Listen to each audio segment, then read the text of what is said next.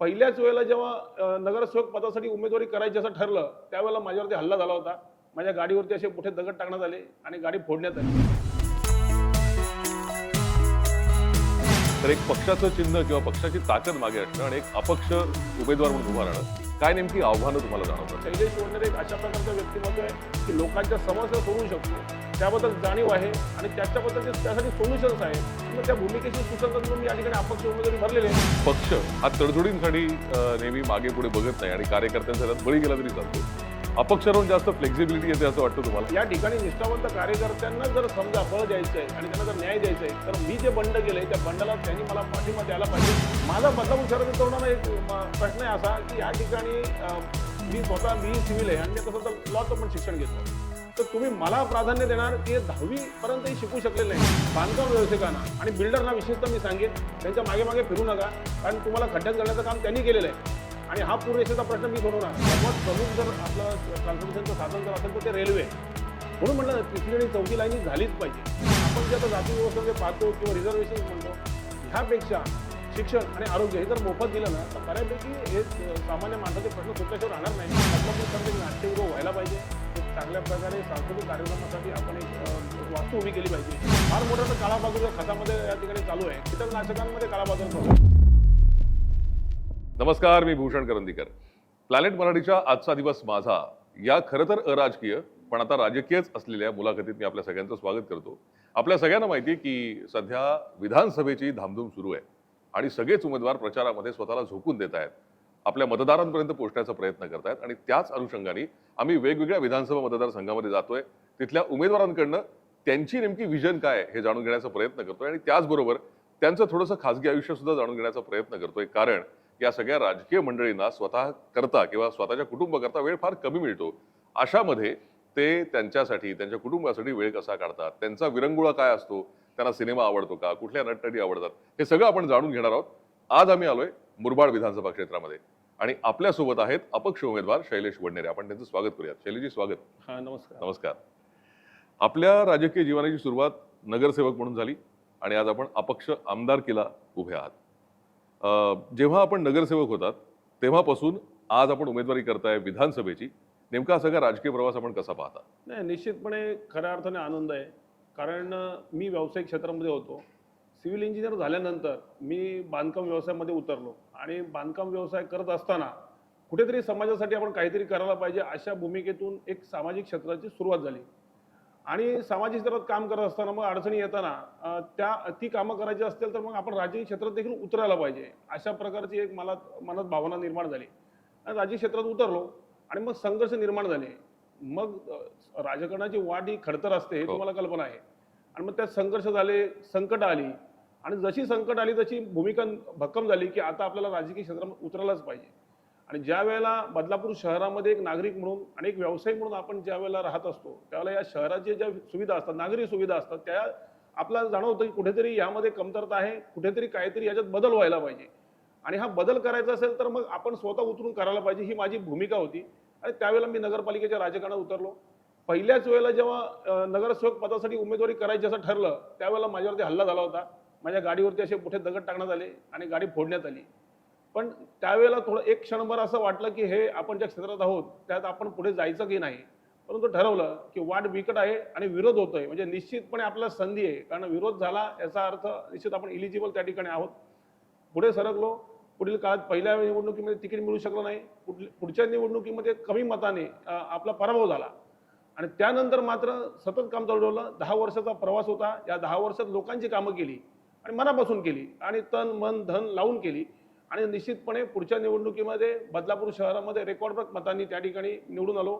ज्याने मागच्या वेळेला आम्हाला पराभूत केलं होतं त्या ठिकाणी त्याला आम्ही एक आश्चर्यकारकरित्या त्याचा पराभव केला आणि बदलापूर शहरामध्ये एक नगरसेवक म्हणून त्या ठिकाणी माझं जे स्वप्न होतं ते त्यावेळेला पूर्ण झालं. पण ती सुरुवात होती आणि त्यातून मग नगरसेवक पदाची वाट मला नंतर लक्षात आलं की नगरसेवक होणं कठीण आहे, पण नगरसेवक म्हणून कार्य करणं आणि चांगलं काम करणं हे अधिक खडतर आहे. त्यातही संघर्ष झाले नगरपालिकेच्या राजकारणात. कारण खऱ्या अर्थाने लोकांची कामं करायची असतील तर त्या ठिकाणी वेगळ्या प्रकारची लॉबी असते, त्यांचे हितसंबंध गुंतलेले असतात. आपण एखाद्या जनहिताचा विषय आपण मांडतो किंवा तो झाला पाहिजे आग्रह धरतो, त्यावेळेला कुठेतरी हितसंबंध दुखावले जातात आणि एक संघर्ष होता. पण त्या संघर्षामध्ये लोकांची कामं झाली पाहिजेत. मला नगरसेवक झाल्यानंतर मी सिव्हिल इंजिनियर असल्यामुळे मला पाणीपुरवठा सभापतीपद मिळालं. आणि आश्चर्य म्हणजे ज्या दिवशी सभापती पद मला मिळालं आणि पहिलीच माझी बैठक होती, बाहेर मोर्चा आला नागरिकांचा. म्हणाले बैठका काय घेता, पाणी द्या. म्हटलं अहो आजच मी या ठिकाणी सभापती झालोय, मला चर्चा तर करू द्या, नक्की काय प्रश्न सोडू द्या. पण त्यांना आम्ही समजून सांगितलं, ते गेले.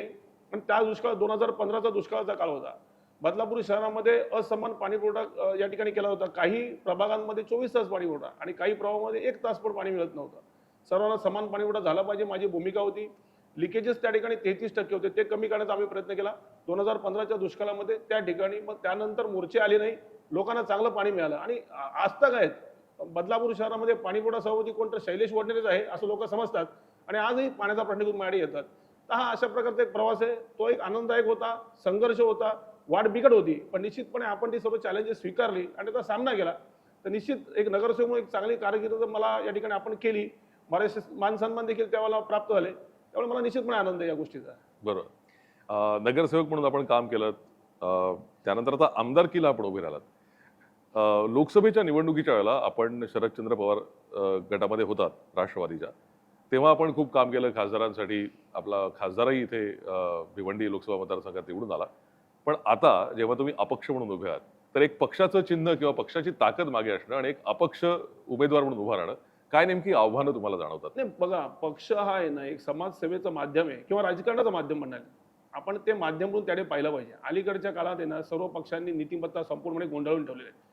कारण एखादा पक्ष एका विशिष्ट विचारधारेवर चालला आहे असं समजून जनरली लोक त्यांना मतदान करतात. परंतु कुठल्याही पक्षाने हे तत्व पाहिल्याचं आता आपल्याला दिसून येत नाही. त्यामुळे माझी पक्षी भूमिका आता त्यामुळे माझी निराशा झालेली आहे. बरोबर. कारण कुठल्याही पक्षात आपण काम करायचं, मी शिवसेनेत काम करत होतो, मराठी माणसाचा प्रश्न म्हणून आपण पाहत होतो. पण कालांतराने प्रत्येकाची ध्येयधोरणं थोडी बदलत गेली. निश्चित त्याच्यावरती काही टीका करण्याचं काही कारण नाही. त्यानंतर एक सेक्युलर विचारधारा म्हणून आपण राष्ट्रवादीकडे आम्ही पाहिलं, मी राष्ट्रवादीकडे होतो. परंतु अलीकडच्या काळात ना पक्ष विचारधारेपेक्षा ना या ठिकाणी तडजोडी, राजकीय तडजोडीमध्ये या ठिकाणी त्याच्यावर त्यांचा जास्त विश्वास आहे. मी ज्यावेळेला लोकसभेमध्ये काम केलं त्यावेळेला त्या ठिकाणी खासदार राष्ट्रवादी पक्षाचे होते, त्यांना निवडून देण्याकरता आम्ही अतिशय परिश्रम केले. आणि साम दाम दंड भेद म्हणता येईल ते पक्ष वापरतच असतो, पण आम्ही आमचं तन मन धन त्या ठिकाणी लावलेलं होतं आणि निश्चितपणे खासदार त्याने निवडून आले. आणि ज्या वेळेला विधानसभेची वेळ आली आणि त्या निवडणुकीच्या वेळेला काम करत असताना मला त्या ठिकाणी सांगण्यात आलं होतं की आपल्याला विधानसभेची उमेदवारी देण्यात येईल. ती उमेदवारी आपल्याला मिळाली नाही आणि उमेदवारी मिळाली नाही आणि आयत्या वेळी एका वेगळ्या पक्षातून व्यक्तीला त्या ठिकाणी घेऊन उमेदवारी देण्यात आली. तर निश्चितपणे माझा जो शब्द मला वरिष्ठांनी दिला होता तो ते पाळू शकले नाही. त्यामुळे त्या अनुषंगाने निश्चितपणे माझी भूमिका होती की जर आपल्यावरती अन्याय करत असेल तर आपण बंड करायला पाहिजे. आणि मुळामध्ये आपण आपल्या बरोबर असणाऱ्या कार्यकर्त्यांना एक स्वप्न दाखवलंय, तरुणांना एक स्वप्न दाखवलंय. बदलापूर शहरामध्ये मुळात बघा, नगरसेवक होण्यामागची माझी जी भूमिका होती ती बदलापूर शहरातील नागरिक समस्या सोडवणं. परंतु काही समस्या अशा आहेत ज्या राज्य शासनाशी संबंधित आहेत, त्या सोडवण्याकरता आपल्याला विधानसभेत जायला पाहिजे अशी माझी भूमिका होती. आणि ते स्वप्न बदलापूरकरांना आणि बदलापूर शहराच्या तरुणांना आणि आमच्या पक्षाच्या कार्यकर्त्यांना मी दाखवलं होतं. आणि जर आयत्या वेळी जर आपल्याला या ठिकाणी न्याय मिळू शकत नसेल, जर आपल्यालाच न्याय मिळू शकत नसेल आणि आपण आपल्याकरता न्याय मिळू शकत नसेल तर आपण दुसऱ्यासाठी न्याय कसा मिळणार. म्हणून मी ठरवलं निश्चितपणे या निवडणुकीच्या रिंगणात आपण उतरायचं. आणि बघा आज या निवडणुकीच्या रिंगणात उतरलोय. ज्या वेळेला उमेदवारी दुसऱ्या माणसाला निश्चित झाली, माझा पत्ता कट झालेला आहे हे मला समजलं. एका सेकंदाकरता मी निराश झालो, पण दुसऱ्या क्षणापासून लोक मला भेटायला येऊ लागले. म्हणाले वडनेरे साहेब तुमच्यासारखा त्या ठिकाणी स्थापत्य अभियंता तुम्ही आहात, तुम्ही अनुभवी आहात, तुम्हाला काहीतरी लोकांसाठी करायचं आहे, तर तुम्ही आता माघार घेऊ नका, अपक्ष होईने तुम्ही लढा. लोकांचा रेटा व्हायला लागला. आणि त्यानंतर मी पाहतो की अनेक लोक मला घरी येऊन भेटत आहेत. मग मी ठरवलं प्रत्येक जणाला, अहो साहेब आम्ही एक स्वप्न पाहिलं की तुम्ही आमदार होणार, आमच्या जीवनात कधी बदल होईल, बदलापूर शहरात कधी बदल होईल. आणि मग अशा परिस्थितीत तुम्ही जर नसलात तर आम्ही काय करायचं. म्हणजे ठीक आहे, ही लढाई आपल्याला लढायला हवी.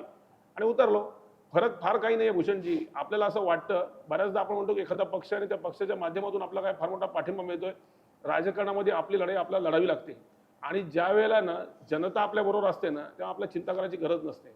आणि बघा, मला फायदा झाला नाही असं नाही. मी जेव्हा शिवसेनेत काम केलं त्यावेळेला त्या शिवसेनेच्या नेत्यांकडनं जो मला अनुभव मिळाला किंवा त्यांच्याकडनं जे मार्गदर्शन मिळालं किंवा राष्ट्रवादीतून काही मला गोष्टीतून मला मार्गदर्शन मिळालं, त्यामुळे एक शहरामध्ये एक वातावरण किंवा माझी ओळख निर्माण झाली.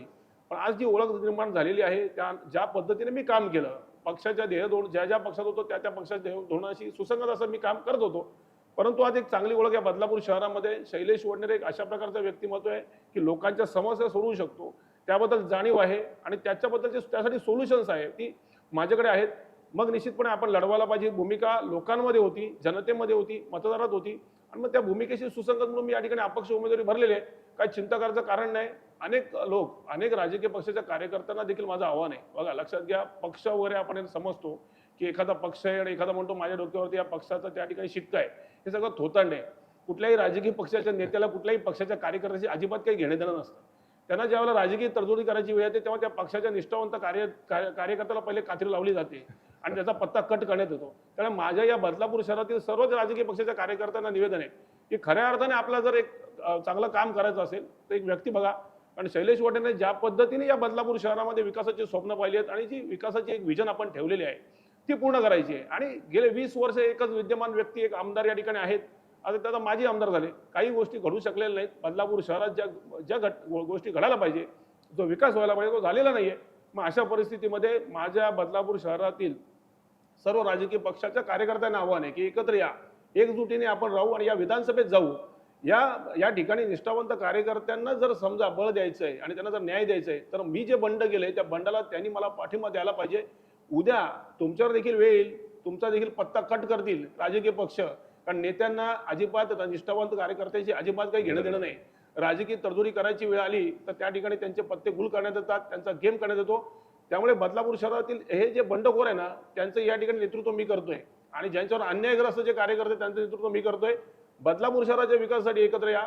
बदलापूर शहरात आपण सर्व मंडळी मिळून या बदलापूर शहराचा विकास करूया आणि आपल्या शहराचं नेतृत्व, आपल्या शहराचे उमेदवार राजकीय पक्षांना ठेवण्याचा अधिकार नाही, हे बदलापूरकरांना ठेवण्याचा अधिकार आहे.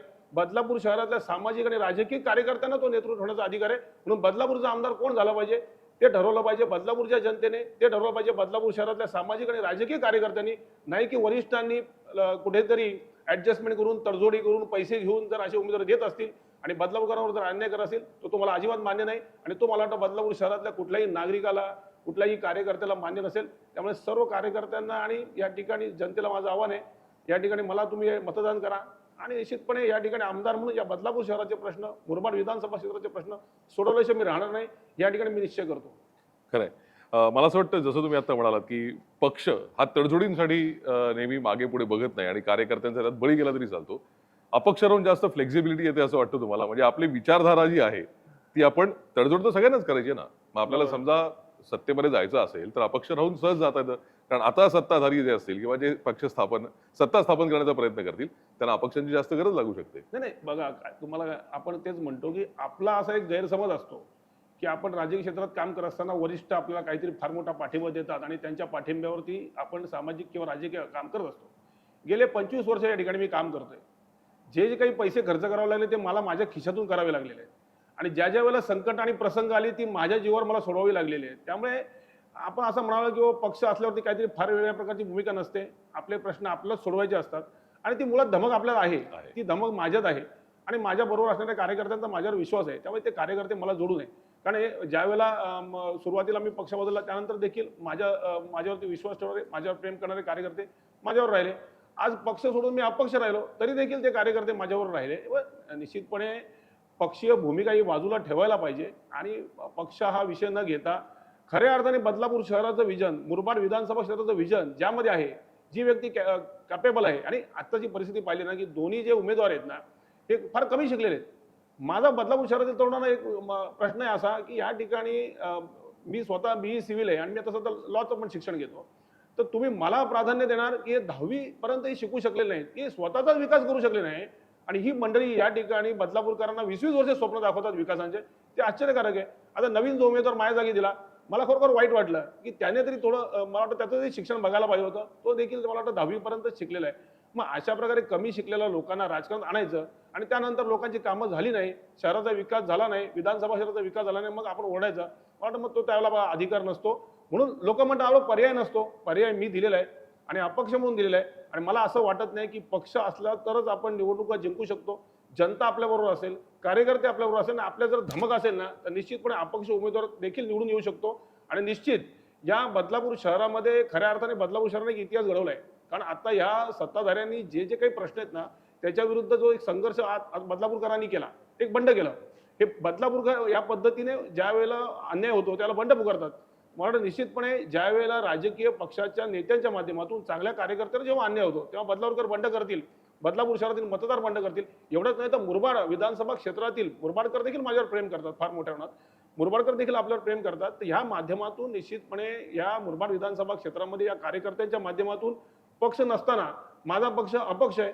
अपक्ष म्हणजे जनतेचा पक्ष आहे आणि जनतेच्या पक्षाच्या माध्यमातून जनतेने ठरवलं तर निश्चितपणे मी आमदार या मुरबाड विधानसभेतून होईल ही खात्री या ठिकाणी मला वाटते. खरंय. या विधानसभा मतदारसंघामध्ये सध्या चौरंगी लढत आहे. भाजपचा उमेदवार आहे, राष्ट्रवादी शरदचंद्र पवार गटाचा उमेदवार आहे, मनसेचा आणि तुम्ही.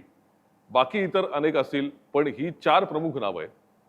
आपलं नेमकं राजकीय गणित काय, की याच्यामध्ये आपल्याला नेमका कसा फायदा मिळू शकतो? नाही, निश्चित या ठिकाणी बघा, मी तर जातपात मानणारा व्यक्ती नाही, परंतु मला खरंच तुम्हाला सांगायला म्हणजे आश्चर्य पण आहे आणि लोकांना खरं हे सांगायला पण पाहिजे. ज्या वेळेला आपण उमेदवारी मागायला जातो ते इंटरव्ह्यूमध्ये विचारतात की तुमचा समाज किती, ह्या समाजाचे किती लोक आहेत, त्या समाजाचे किती लोक आहेत. तर हे सगळं मला आश्चर्य म्हणजे खरोखर त्यावेळेला दुःख होत होतं की अशा प्रकारे जर एखाद्या राजकीय पक्षाबद्दल आपण लोकांना बाहेर सांगतो की असे असे आमचे पक्षाचे वरिष्ठ आणि प्रमुख नेते हे सेक्युलर आहेत, हे सर्व जाती धर्माच्या लोकांना समान न्याय देतात, हे सर्व मला वाटतं छोट्यातल्या छोट्या घटकांना प्रमुख प्रवाहात आणणार अशा प्रकारची भाषणं आम्ही करत असतो. मला आश्चर्य वाटतं की मी जे सांगत होतो पण ते काही खरं ठरवू शकलं नाही आणि मला जाणवलं की ह्या सगळं जातीपातीच्या गणितावरती राजकारण चाललेलं आहे. परंतु मी त्यावरती विश्वास माझा नाही आहे, कारण खऱ्या अर्थाने जर एक चांगला उमेदवार असेल, मी वरिष्ठांना सांगितलं की तुम्ही जाती आणि पातीच्या राजकारणावर जाऊ नका.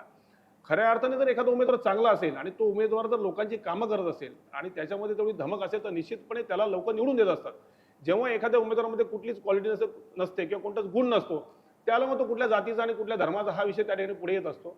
आणि मग आपण पाहिल्यानंतर आता ज्या ठिकाणी या मुरबाड विधानसभा क्षेत्रामध्ये दोन्ही उमेदवार हे एकाच समाजातील आहेत आणि त्यांनी त्यांच्या समाजाचं कधीच भलं केलेलं नाही आणि त्यांचा समाज जो आहे पुढारलेला आहे तो कधी अशा प्रकारे मतदान समाज बघून करत नाही. विकासाभिमुख समाज आहे. संपूर्ण मुरबाड विधानसभा क्षेत्रातील सर्व समाज जो हा विकासाभिमुख आहे, परंतु या राजकीय नेत्यांनी वरिष्ठांनी या ठिकाणी कोणत्या धर्माचा कोणत्या जातीचा माणूस त्या ठिकाणी प्रभुत्व कुठल्या समाजाचा आहे किंवा त्यांची लोकसंख्या जास्त आहे बघून उमेदवारी दिली जाते आणि लोकांना पर्याय नसल्यामुळे त्यातला एक निवडून येतो. त्यामुळे त्यांनी ठरवलेला समाज त्यांचा दृढ होत जातो. परंतु त्यात आपला बदल करायचा आहे, कारण जातीवर आणि धर्मावर आधारित निवडणुका होत नाहीत. आणि शिवसेनेत आम्ही पाहिलं बाळासाहेबांनी बऱ्याचदा या ठिकाणी एक अशी स्टोरी पण आहे, नितीन गडकरी आणि बाळासाहेबांमधली स्टोरी आहे की एक नितीन गडकरी म्हणाले की असा असा एक उमेदवार आहे साहेब तुम्ही देताय, त्याचा समाज फार कमी आहे. बाळासाहेब म्हणाले मी ठरवलं ते फायनल आणि तो उमेदवार त्या ठिकाणी निवडून आला होता. नितीन गडकरांनी एका भाषणामध्ये त्या ठिकाणी सांगितलेलं आहे. तर ती गोष्ट देखील माझ्या मनावर कोरली गेली. त्यामुळे कोणता समाज किती आणि काय याला फार महत्त्व नाही. विकासाभिमुख असणारा ज्याला काहीतरी ज्याच्यामध्ये गुण आहेत, ज्याची विकासाची विजन ज्याच्याकडे आहे अशा प्रकारचे उमेदवाराला सर्व लोक निवडून देतात. आणि मुळामध्ये ना ह्या समाजाचे नेते म्हणून हे समाजाचे ठेकेदार बनलेले आहेत की मी या समाजाचा आहे, माझा समाज जास्त आहे आणि यांनी भरपूर माया कमवलेली आहे. या दोन्ही उमेदवारांची जर आपण माया पाहिली, एक जर मुरबाडचे उमेदवार आहे ना त्यांनी हजारो एकर जमिनी खरेदी केलेल्या आहेत, ते त्या इलेक्शनच्या ॲफिडेव्हिटमध्ये आपल्याला बघायला मिळेल. मग जर तुम्ही तुमच्या समाजाचं तुम्ही काय भलं केलं हा माझा प्रश्न आहे. त्यामुळे मला वाटत नाही की त्यांचा समाज देखील त्यांना मतदान करणार नाही, परंतु त्या ठिकाणी ते वातावरण निर्मिती करतायत आणि एकाच समाजावर आधारित ज्यावेळेला ते राजकारण करत असतात तेव्हा इतर समाज दुखावले जातात आणि ते सर्व समाज एकजूट होऊन त्या ठिकाणी माझ्या पाठीशी उभे राहिले तर मला निश्चितपणे एक फार मोठ्या प्रमाणात फरक पडेल. आणि बदलापूर शहरामध्ये जे नागरिक आहेत ते सर्व जाती धर्माचे आहेत, वेगवेगळ्या ठिकाणून लोक आलेले आहेत. तर या सर्व लोकांना ना या ठिकाणी त्यांच्या ज्या नागरी सुविधांशी देणे घेणे आहे, त्यांची जे मुलांनी त्यांचे तरुण आहेत त्यांच्या शिक्षणाचा, त्यांचा आरोग्याचा प्रश्न, त्यांच्या रोजगाराचा प्रश्न जो आहे तो महत्त्वाचा आहे, त्याकडे ते बघतात. त्यामुळे निश्चितपणे हे बदलापूरकर असो किंवा मुरबाड विधानसभा क्षेत्रातील मंडळी असो, या जाती धर्माच्या कॅल्क्युलेशनकडे जाण्यापेक्षा निश्चित ते कॅल्क्युलेशन जरी मांडलं तरी त्यामध्ये मी प्लस आहे, परंतु ते कॅल्क्युलेशन न मांडता एक खऱ्या अर्थाने लोकांमधला कार्यकर्ता, लोकांच्या हितासाठी हित जपणारा कार्यकर्ता आणि लोकांच्या समस्या सोडवण्याकरता संघर्ष करणारा कार्यकर्ता म्हणून मी पुढे आलोय. हे बदलापूरकरांना मान्य आहे, हे मुरबाडकरांना मान्य आहे आणि तशा प्रकारचे मला निश्चितपणे लोकांकडे मेसेज येत आहेत.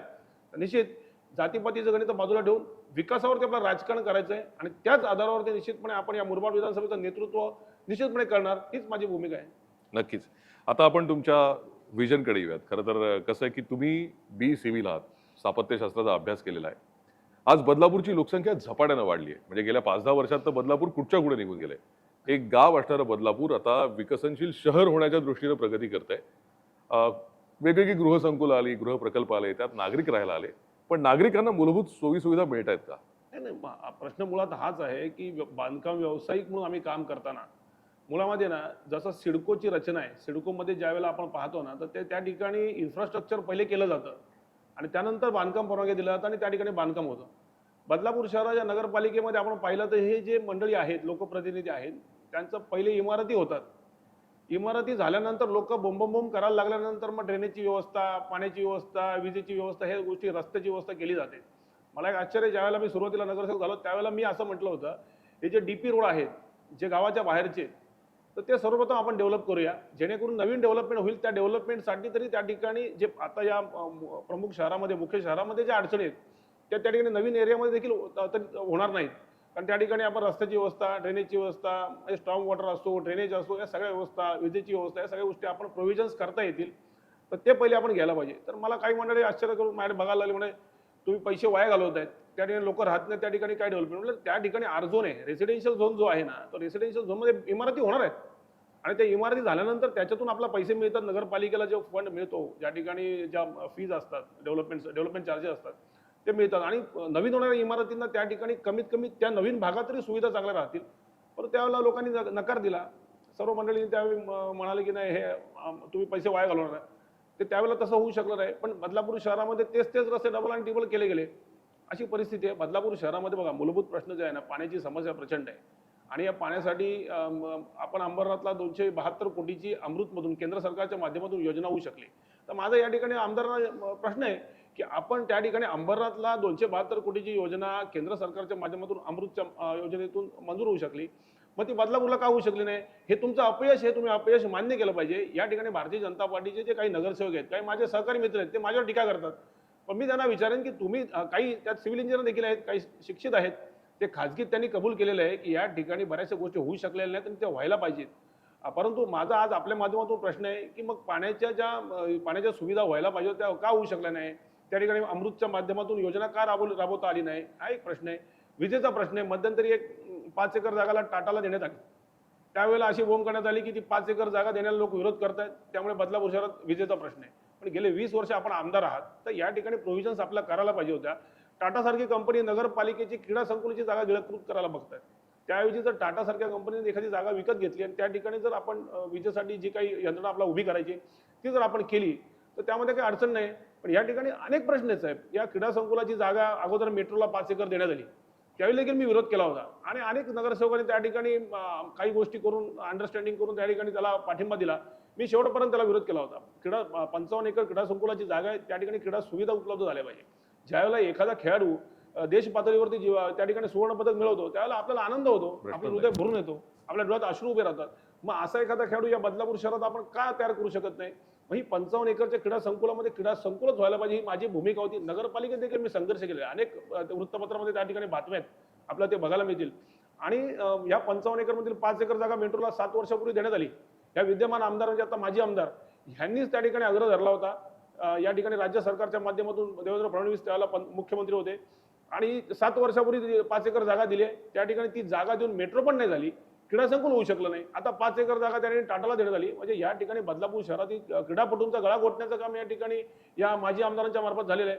आणि ह्या सर्व मंडळींना माझं आव्हान आहे, त्या बदलापूर शहर देखा, तुम्ही मगाशी म्हणालात 50,000 लोकसंख्येची 5 लाख लोकसंख्या या 15 वर्षात झालेली आहे. तर खऱ्या अर्थाने ह्या शहराच्या नागरी सुविधा किंवा या शहराचा विकास करायचा आहे, या शहरामध्ये जर सुविधा द्यायच्या तर विजन असणारा त्या ठिकाणी नेतृत्व असायला पाहिजे. आणि हे जे नेतृत्व आहे, मी म्हणालो की सुशिक्षित नेतृत्वाला या ठिकाणी जनतेने स्वीकारलं पाहिजे. आज मला जी तरुण भेटतात ते प्रत्येक कमीत कमी ग्रॅज्युएट आहे आणि प्रत्येक ग्रॅज्युएट तरुणाचं नेतृत्व गेले 20 वर्ष जर 10वी शिकलेला माणूस जर करत असेल तर ते दुर्दैव आहे. बरोबर. आणि निश्चित बघा, त्यांच्या शिक्षणावर काढण्याचे मला काही कारण नाही. कदाचित फार पूर्वी अनेक बाळासाहेब असो किंवा बरेचसे काही राजकीय नेते हे फार मोठं त्यांचं शिक्षणाचा त्यांनी आग्रह धरलेला नव्हता, परंतु त्या मंडळींनी त्या पद्धतीची विजन त्यांच्यामध्ये होती. परंतु ह्या माजी आमदारांमध्ये अजिबात विजन या ठिकाणी दिसून येत नाही. 50,000चे 5 लाख लोकसंख्या झाली. बदलापूर शहरात पाणी असो, वीज असो, क्रीडा असो, आरोग्य असो, शिक्षण असो, या सर्व आघाड्यांवरती सपशेल अपयश त्यांना मिळालेलं आहे. या विशेष म्हणजे ट्रेनचा प्रवास. आज या ठिकाणी ट्रेन, रेल्वे हा केंद्र शासनाशी संबंधित आहेत. या माजी आमदारांनी त्यावेळेला लोकसभेच्या निवडणुकीमध्ये केंद्रीय मंत्र्यांवरती टीका केली होती की या ठिकाणी ते होऊ शकलं नाही. पण विद्यमान आमदार किंवा हे माजी आमदार जे आहेत हे देखील भारतीय जनता पार्टीचे आहेत. यांचं सरकार गेले अनेक वर्ष या ठिकाणी केंद्रामध्ये आहे. तुम्ही पाठपुरावा केला का? आणि ते तुमचं अपयश झाकण्याकरता तुम्ही या ठिकाणी खासदारांवरती टीका केली. मी खासदारांची बाजू घेणार नाही. खासदारांनी ते करायला पाहिजे होतं, पण आमदारांची पण जबाबदारी आहे. आता तिसरी आणि चौथी लाईन व्हायला पाहिजे. आज त्या ठिकाणी आम्ही ट्रेनचा प्रश्न मांडतो त्यावेळेला तिसरी चौथी लाईन झाल्याशिवाय त्या ठिकाणी ट्रेन वाढवता येणार नाही. बरोबर. अशा प्रकारची भूमिका रेल्वे घेते. मग ही तिसरी चौथी लाईन हे या संदर्भात भूसंपादनाच्या संदर्भात राज्य सरकारची देखील भूमिका असते. त्या ठिकाणी विद्यमान आमदारांनी ह्या गोष्टी केलेल्या नाहीत आणि हे अपयश त्यांनी स्वीकारायला पाहिजे. त्यांचे कार्यकर्ते आज माझ्यावर टीका करतायत, त्यांना देखील प्रश्न आहे, मग तुम्ही तुमच्या आमदारांच्या मार्फत ते का करून घेतलं नाही? तुम्ही आज जर समजा म्हणत असाल, आणि हेच मंडळी आज आमदारांबरोबर फिरणारी जी भारतीय जनता पार्टीचे जे नगरसेवक आहेत ती मंडळी केंद्रीय मंत्री जे खासदार आहेत त्यांच्या मागे फिरत होते. मग त्या दोघांची जबाबदारी होती. मग तुमचे आमदार आणि तुमचे खासदार या ठिकाणी सत्तेत असताना ही लोकांची कामं, या बदलापूर शहराची कामं होऊ शकलेली नाही. बाय रोड ट्रान्सपोर्टेशन व्हायला पाहिजे. KDMT आहे, त्यानंतर TMT आहे, त्यानंतर NMMT आहे. ह्या बस सुविधा या ठिकाणी बदलापूर शहरात यायला पाहिजे, किंबहुना मुरबाड विधानसभा क्षेत्रात व्हायला पाहिजे. संपूर्ण ठाणे जिल्ह्यामध्ये एकत्रित एक ट्रान्सपोर्ट सुविधा झाली पाहिजे. ह्या कोणत्याही गोष्टी झालेल्या नाहीत. मुळामध्ये ना कोणतीच गोष्ट केलेली नाही. एक जरी गोष्ट या माजी आमदारांनी केली असती ना तरी आपण मान्य केलं असतं. आपण आरोग्य सुविधांबद्दल बोला, पाण्याबद्दल बोला, विजेबद्दल बोला, क्रीडाबद्दल बोला, ट्रान्सपोर्टेशनबद्दल बोला, या सगळ्या आघाड्यांवरती हे सपशेल अपयशी हे आमदार आहेत. त्यामुळे या सर्व गोष्टी जर आपल्याला करायच्या असतील ना तर आपण या ठिकाणी मला वाटतं एकजुटीने सर्व राजकीय पक्षाचे कार्यकर्ते, बदलापूर शहरातील सर्व सुशिक्षित तरुण, सर्व आबालवृद्धांनी या ठिकाणी भूमिका घेतली पाहिजे. बदल झाला पाहिजे. हा बदल जर झाला, उद्या शैलेश वडनेरेंनी ही कामं जर करू शकला नाही तर त्यालाही बदल करा. पण 20 वर्ष आमदार हे काय चिटकून बसलेत का या ठिकाणी फेविकॉल लागल्यासारखं? तर त्यांना बाजूला हटवण्याची गरज आहे. त्यांना हटवा, नवीन माणूस येऊ द्या. आणि शैलेश वडनेरमध्ये ती धमक आहे, तर ही धमक घेऊन या ठिकाणी मी उभा आहे. निश्चितपणे आपण सर्व मंडळी मिळून या बदलापूर शहराचा विकास करूया आणि या मुरबाड या ठिकाणी विधानसभेचं नेतृत्व शैलेश वडनेरने करावं ही जनतेची इच्छा आहे. प्रत्येकजण मला सांगतोय आणि लोकांना त्यांना कल्पना नाही की हवेमध्ये आहेत. आमची महाविकास आघाडी, आमचे 5-6 पक्ष, हे म्हणतात आमची महायुती, ह्यांचे 5-6 पक्ष, सगळे हे पक्ष काही भूमिका घेऊ दे. जनतेने भूमिका घेतली आहे कारण त्यांच्या स्वप्नातला आमदार शैलेश वडनेरे आहे आणि निश्चितपणे या मुरबाड विधानसभेचं नेतृत्वाचं स्वप्न मी पाहिलंय आणि तेच स्वप्न तरुणांनी पाहिलंय, बदलापूर शहरातील राजकीय सामाजिक कार्यकर्त्यांनी पाहिलंय आणि प्रत्येक मतदारांनी पाहिलेलं आहे. त्यामुळे निश्चितपणे या मुरबाड विधानसभेचं नेतृत्व मला वाटतं 23 तारखेला आपण मंडळी सर्व परत एकदा मुलाखत अशी घेऊया आणि निश्चितपणे आमदार म्हणून या मुरबाड विधानसभेतून या विधान भवनामध्ये जाणार ही भूमिका माझी आहे. निश्चित.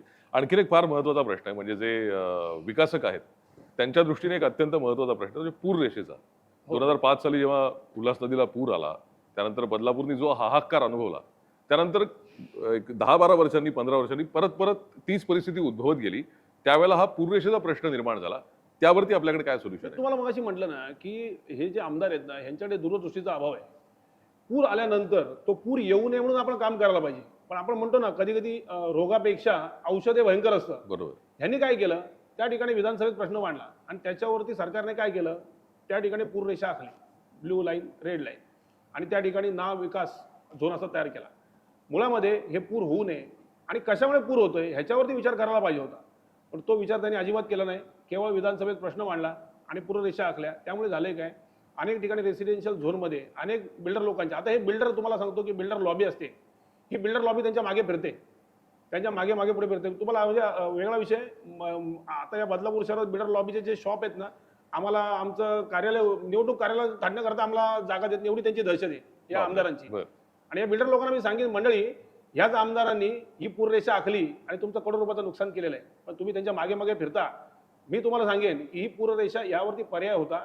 या ठिकाणी पूर होऊ नये याकरता आपल्याला काय करायला पाहिजे याचे माझ्याकडे निश्चितपणे धोरण आहे आणि ते मी आमदार झाल्यानंतर ते करणार आणि आमदार होणार याबद्दल मला अजिबात शंका नाही. म्हणून बिल्डर लोकांना देखील सांगेन की बिल्डर असो किंवा एक साधारणपणे ज्या रिडेव्हलपमेंटच्या इमारती त्यांना देखील एक मोठा फटका बसलेला आहे. तर त्या ठिकाणी त्या बिल्डिंग रिडेव्हलप होत नाही, बिल्डिंग जुन्या झालेल्या आहेत आणि पूर येतो, त्यामुळे आधीच ती मंडळी संकटामध्ये आणि त्यामध्ये ह्या पूररेषा आखल्यामुळे रिडेव्हलपमेंट झाल्यामुळे ते अधिक संकटात सापडले. तर ह्या दूरदृष्टीचा अभाव मी तुम्हाला म्हटलं तो या ठिकाणी दिसून येतो.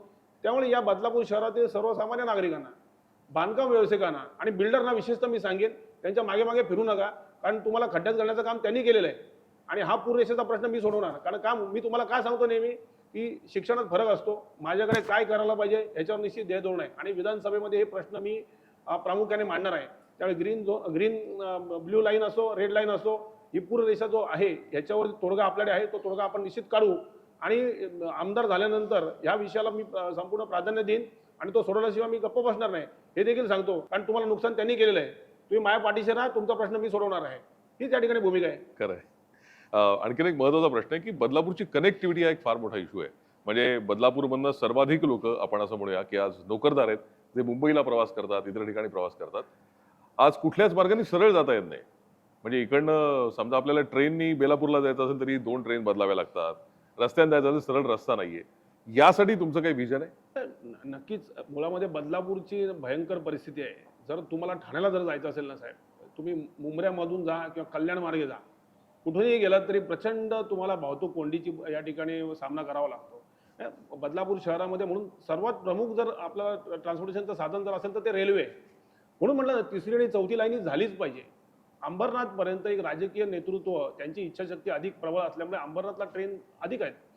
बदलापूरला गेल्या 25-30 वर्षांना ट्रेन होऊ शकलं नाही. मग तुम्ही या ठिकाणी शक्तिशाली सातत्याने आमदार हे या ठिकाणी सत्तेमध्ये होते, खासदार सत्तेमध्ये होते. मग सत्तेत असताना देखील तुम्हाला ते करता आलेलं नाही. त्यामुळे निश्चितपणे तिसरी चौथी लाईन झाली पाहिजे.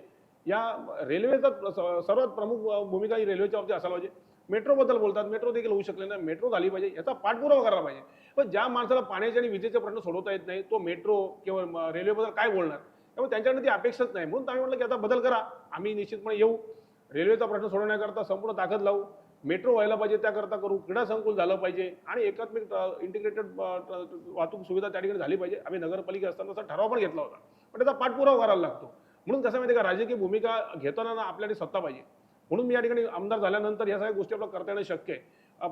प्रदूषणाचा प्रश्न, त्या एअर मॉनिटरिंग स्टेशन वगैरे तेही देखील बरेचसे गोष्टीचा पाठपुरावा मीच केलेला होता. अनेक गोष्टी मी करण्याचा प्रयत्न केला आहे, पण नगरपालिकेत काम करताना कुठेतरी मर्यादा आहेत हे दिसतं. म्हणून आता या गोष्टी सोडवायच्या असतील, मग ट्रान्सपोर्टेशन असो, पाणी असो, वीज असो, क्रीडा असो, त्या ठिकाणी शैक्षणिक सुविधा असो, त्याचप्रमाणे मेडिकल सुविधा असो, ह्या सर्व जर आपल्याला करायच्या असतील ना, त्या ठिकाणी आमदार होण्याची गरज आहे. तुम्हाला एक छोटं उदाहरण सांगतो.